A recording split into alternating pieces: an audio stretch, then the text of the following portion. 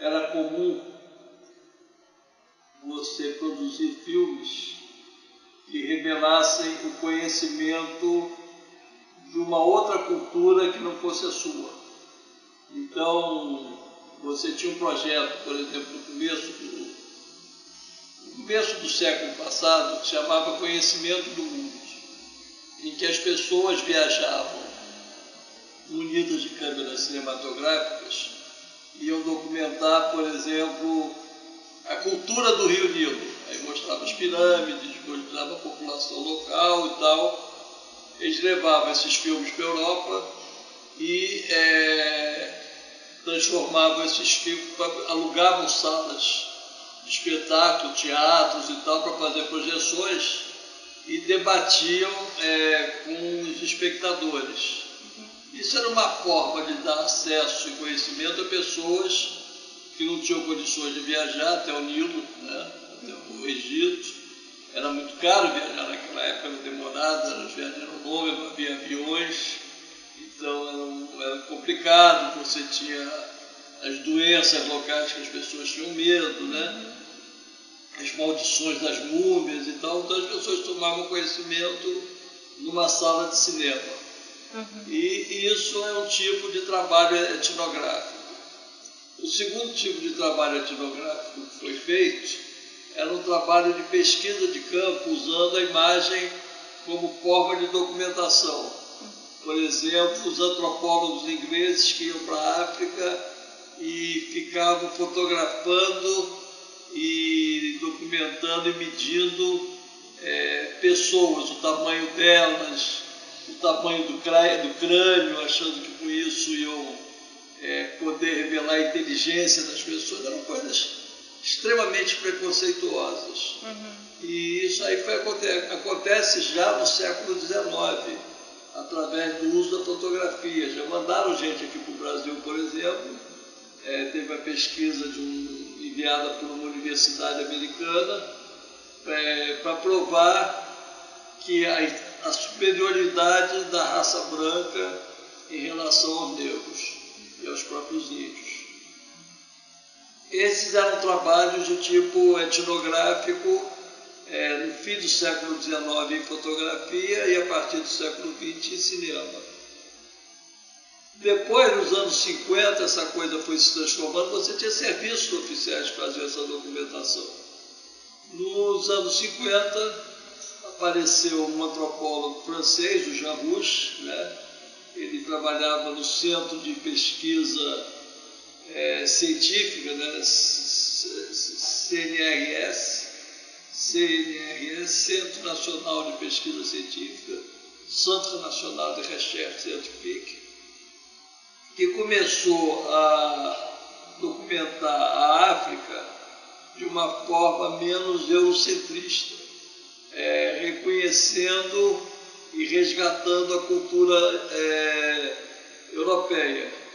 E aí o cinema virou outra coisa, quer dizer, o cinema etnológico virou uma outra coisa de reconhecimento da cultura do outro.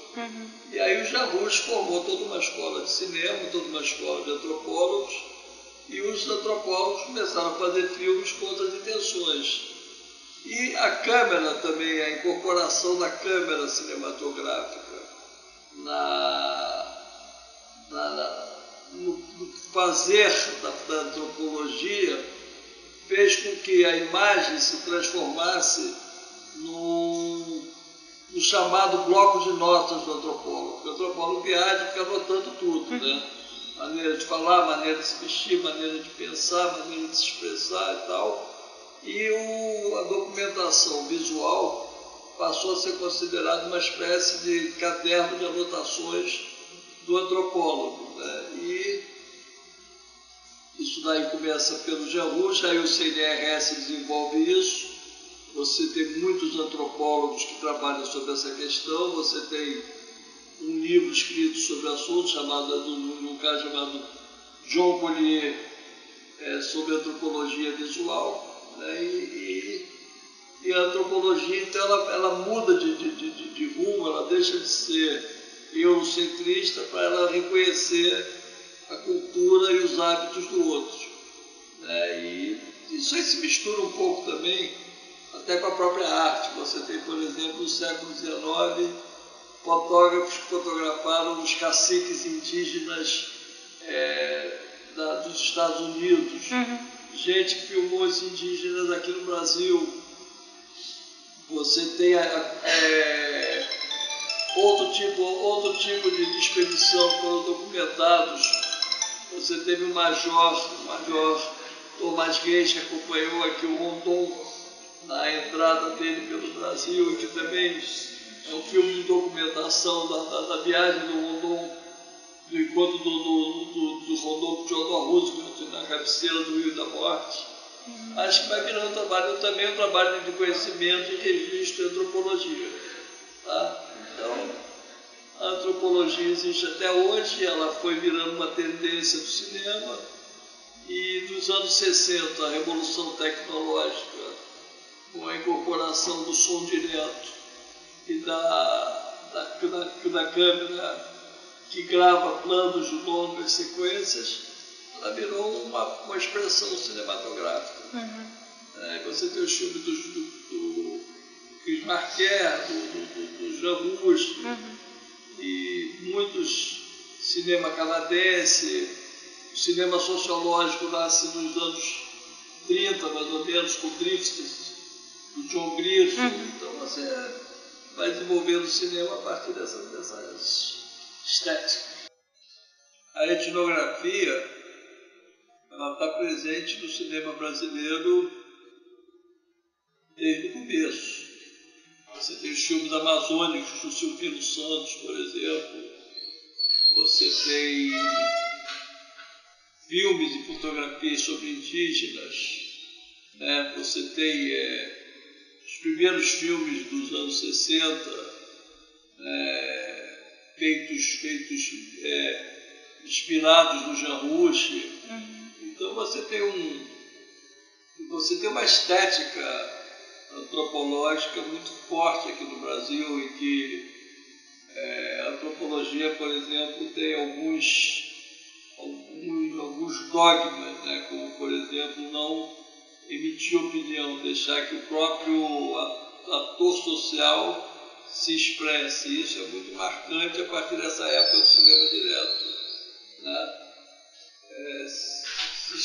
Então você tem uma forte influência do cinema antropológico no cinema documentário brasileiro. Você, no momento, está fazendo um trabalho etnográfico. Você está pegando um telefone celular, está gravando uma entrevista, que, na verdade, eu estou falando sobre o meu conhecimento, mas eu estou sendo um objeto de pesquisa seu. Exato. Entendeu? E a minha opinião, você não está tentando opinar, você não está tentando influenciar, você não está tentando nada, você está me ouvindo. Isso é um trabalho etnográfico.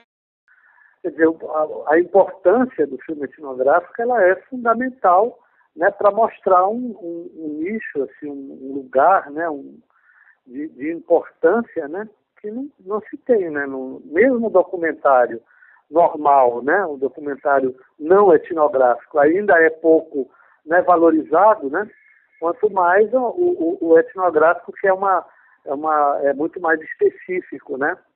Então, hoje, né, começa, né, cresce agora que está começando um interesse maior, né,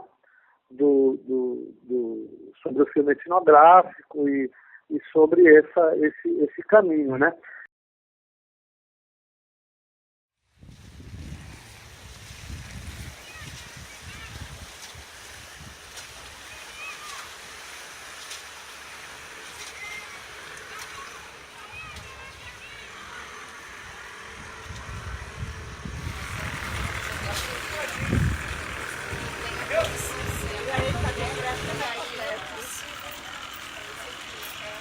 Eu sou Sônia Maria Medeiros Nese.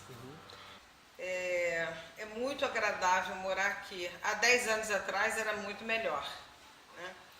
Porque as pessoas não são orientadas, né, para esse ambiente, né? teria que se conservar as árvores, as plantas, tá? Não tem policiamento, e a água é pouca para todo mundo, a energia elétrica é toda cheia de gato dentro da ilha, e hoje tem todo tipo de pessoas, as pessoas vêm para cá agora porque aqui não tem policiamento. Aqui dentro não tem hospital. Se a pessoa tem um início de um infarto, vai morrer. Se você adoecer aqui, dá tempo de você chegar a lugar nenhum, entendeu? Que as crianças que nasceram aqui, eu tenho funcionária que vive aqui desde que nasceu. Tem vários que vivem aqui há 30 e tantos anos, 40 anos, e que pegou isso, você enxergando a unha do pé, né? Atravessavam a nado, era barco a remo, ainda era barco daqueles que enfiava o pau assim, mas você pegava peixe assim na mão, sabe? Pulando dentro do teu barco. E hoje os bichos pulam de falta de oxigênio.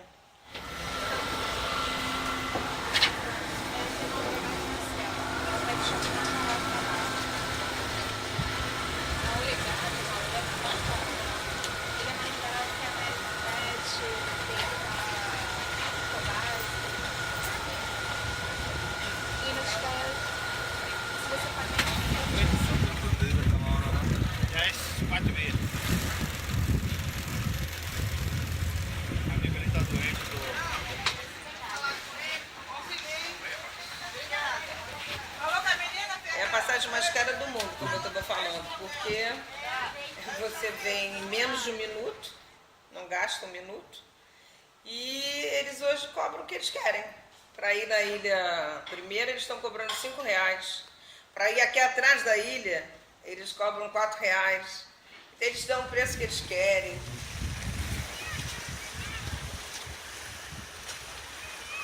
Aqui, por ser uma ilha, os costumes são diferentes, né? Nós fazemos a mudança no barquinho. Eu costumo falar assim, quando a gente faz compra, se não estiver chovendo, é como se você estivesse vindo, você entra no teu prédio, coloca tudo no carrinho e depois tira tudo no seu apartamento, certo? Aqui você vem com as compras, coloca tudo no barquinho, atravessa e põe dentro da sua casa, entende? Agora, se estiver chovendo, aí já vem a diferença. Por quê? Não dá para sentar no barco, né? Tem que atravessar em pé. E quando você caminha aqui, você pode vir de chinelos, tênis, à vontade, bota um short, eu não preciso. Então eu caminho aqui dentro, eu estou na roça. Morei a vida inteira em subúrbio, que as pessoas se falavam. Aqui a gente fala com todo mundo. Você diria que aqui tem costumes de cidade do interior? Diria. A gente faz aqui feirinha de São João. Você não vê soltando uma pipa. É ou não é? Então, pro meu neto que vem aqui, eu louca que ele aprendesse, sabe? Porque é bom, uma coisa simples. Sai da máquina, Sair um pouco da máquina. Não se comunicam. Tudo é na máquina, é horrível. E eu acho isso um espetáculo. Eu gosto disso, sabe? Eu gosto de natural, mas eu acho assim.